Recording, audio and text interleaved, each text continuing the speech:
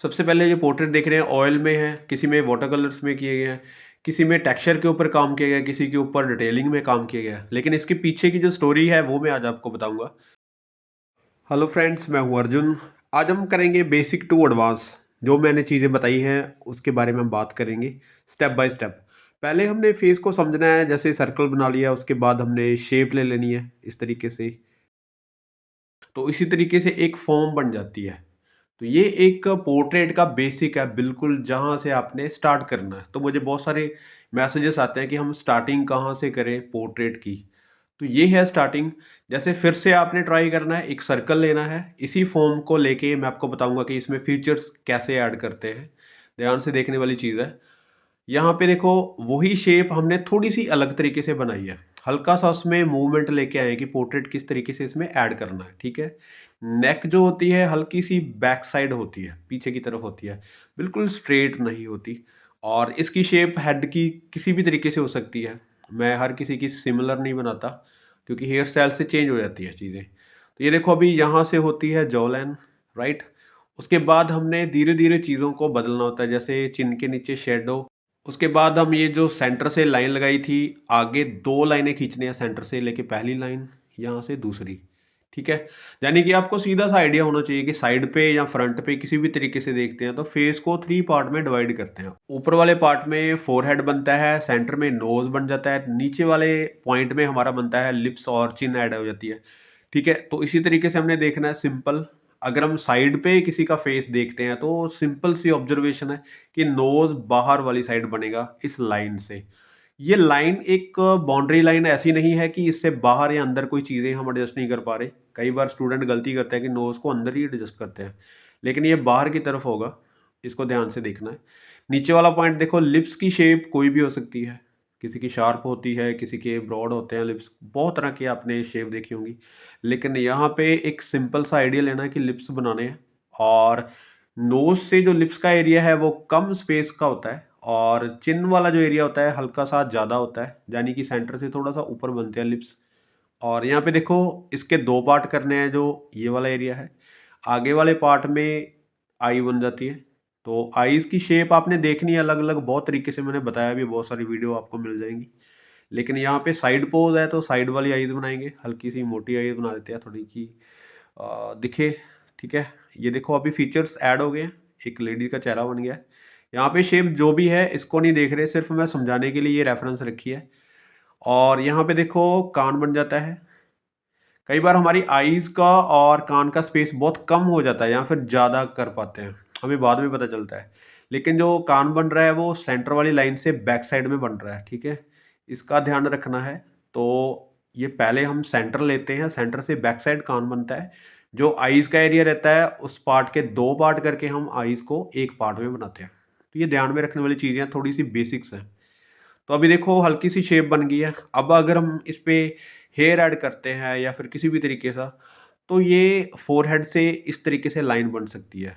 ज़रूरी नहीं है कि ये इसी तरीके से होगी, किसी की शार्प होती है सीधी, या फिर किसी का कर्व भी होता है। बहुत तरीके से हेयर बन जाते हैं। अगर हम बॉयज़ के करें तो इस तरीके से बन जाते हैं, ठीक है।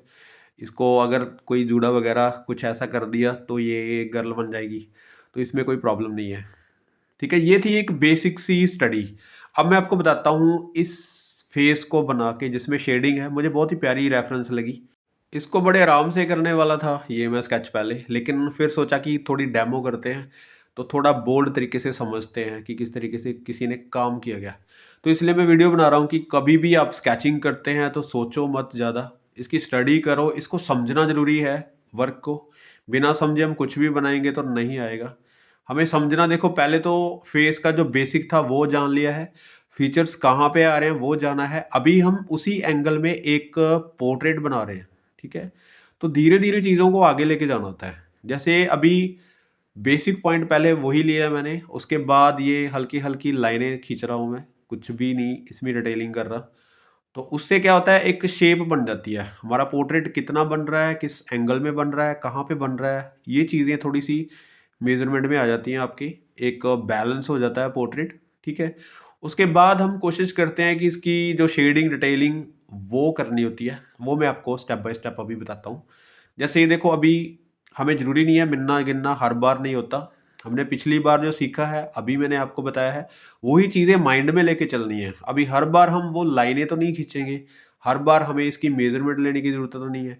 लेकिन अभी हम ऑब्ज़र्वेशन से चल रहे हैं कि यहाँ पे नोज़ आएगा, तो कितना आएगा, किस साइड से आएगा और यहाँ पे फ़ोरहेड बन रहा है, तो ये नोज़ आगे की तरफ कितना जाएगा।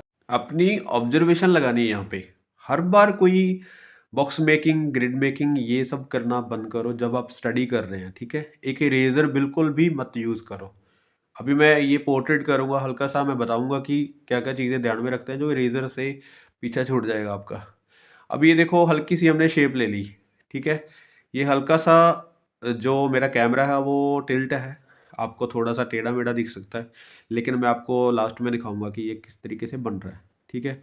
अब ये देखो हमने हल्की-सी वैल्यू रख दी साइड पे चिन पे ताकि वो दिखना स्टार्ट हो जाए।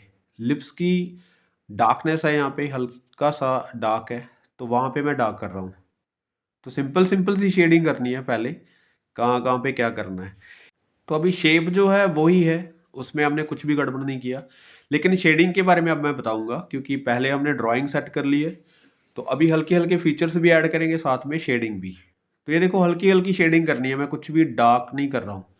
और दूसरी चीज़ जो कि मैं पेंसिल एक ही यूज़ कर रहा हूँ, सॉफ्ट चारकोल पेंसिल, इसी से ही हम सारी कलर्स की वैल्यूज़ बनाएँगे, राइट? अब ये देखो जो मैं शेड कर रहा हूँ, इसमें क्या है कलर की वैल्यू का ध्यान रख रहा हूँ कि कितना मुझे डार्क करना है, कितना मुझे लाइट करना है। तो मेरे माइंड में जो चीज़ें चल रही हैं वो स्किल वो ही चल रही है कि हमें डार्क या फिर लाइट या फिर किस तरीके से काम करना है। अब ये हल्का-सा मैंने फिंगर से ही मिक्स कर दिया। ये देखो कलर वैल्यू चार्ट जो मैंने दिखा रहा हूँ, इस वैल्यू को आपने ध्यान में रखना है। जो कलरफुल है, उसको ब्लैक एंड व्हाइट में आपको ऑब्ज़र्व करना है कि मुझे कितना डार्क चाहिए, कितना लाइट चाहिए, ठीक है? ब्लैक एंड व्हाइट चीज़ों को आपने कलरफुल जब करना होता है, तब आपको उसी तरीके से देखना होता है कि कौन-सा कलर हो सकता है और कितना डार्क या फिर कितना लाइट हो सकता है। तो बहुत सारी चीज़ें हैं जो आपको ऑब्ज़र्वेशन से करनी होती है, चीज़ों को ध्यान से देख के करनी होती है। हल्की-हल्की बोल्डनेस मैं दिखाऊँगा यहाँ पे, मैं कोई ब्रिकी नहीं कर रहा हूँ, जैसे ये फ्लावर्स हैं, तो इसको ज़्यादा सीरियस नहीं ले रहा हूँ मैं, क्योंकि बहुत ज़्यादा टाइम लगेगा। इसकी हल्की-सी डेमो करेंगे। तो सबसे ज़्यादा इम्पोर्टेंट चीज़ यहाँ पे है शेडिंग, जो कि मैं बताता हूँ आपको। पहले हमने ड्राइंग बना ली है, उसके बाद हम शेडिंग कर रहे हैं। शेडिंग में बहुत सारे तरीके आते हैं। आपको हैचिंग स्टाइल भी हो सकता है अच्छा लगे, आपको क्रॉस हैचिंग भी हो सकता है आपको अच्छा लगे, लेकिन यहाँ पे क्या है कलर वैल्यू और कोई भी स्टाइल, फ्री स्टाइल में कर रहे हैं। जैसे ये मैं पेंसिल चला रहा हूँ, तो फ्री स्टाइल है। स्केचिंग करने में बहुत सारी चीज़ें आती हैं, क्रॉस हैचिंग, हैचिंग, स्टिपलिंग जैसे ये आपको स्टाइल बता रहा हूँ। तो कोई भी आप शेडिंग का तरीका अपना सकते हैं। अभी देखो मैंने हेयर्स को हल्का-सा डार्क कर दिया। फेस है लाइट है, लेकिन वैसे डार्क है। ये देखो अभी जो स्ट्रोक्स हैं हम पेंसिल से ही ऐसे बना रहे हैं, कुछ भी ज़्यादा बारीकियाँ करने की ज़रूरत नहीं होती। और यहाँ पे हल्का-सा डार्क और यहाँ पे फ्लावर्स हैं, फ्लावर्स के अभी स्ट्रोक्स लगाए हुए हैं ब्रश के, तो हमें कुछ ज़्यादा करने की ज़रूरत नहीं है। मैं हल्का-सा इसको बस इम्प्रेशन ही दूँगा। और यहाँ पे देखो थोड़ा-सा फेस के आगे डिटेलिंग है। मैं हल्का-सा मिक्स कर रहा हूँ फिंगर से ही, कोई भी एक्स्ट्रा टूल नहीं यूज़ कर रहे हूँ। बहुत ही आसान है, इतना कुछ भी नहीं मुश्किल होता, लेकिन चीज़ों को समझना ज़रूरी है। जब आपको चीज़ें समझ आने लगती हैं, तो आपको आसान लगेगा। अगर आप एक-एक चीज़ की स्टडी करते हैं, तो कभी भी आपको मुश्किल नहीं लगेगा। तो ये देखो अभी जो फ्लावर्स हैं, मैं कुछ भी नहीं कर रहा हूँ। यहाँ पे हल्की-सी रेंडरिंग कर देते हैं, ये तो काफ़ी ज़्यादा टाइम लगेगा। तो देखो पोर्ट्रेट एक बहुत आसान तरीके से हमने कर लिया। सिंपल सा पोर्ट्रेट है, कुछ भी ज़्यादा डिटेल नहीं किया है।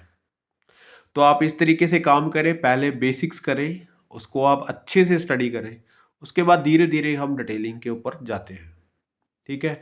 उम्मीद करता हूँ इस वीडियो से आपको काफ़ी चीज़ें क्लियर हुई होंगी पोर्ट्रेट के बारे में। मिलते हैं नेक्स्ट वीडियो में, थैंक यू सो मच।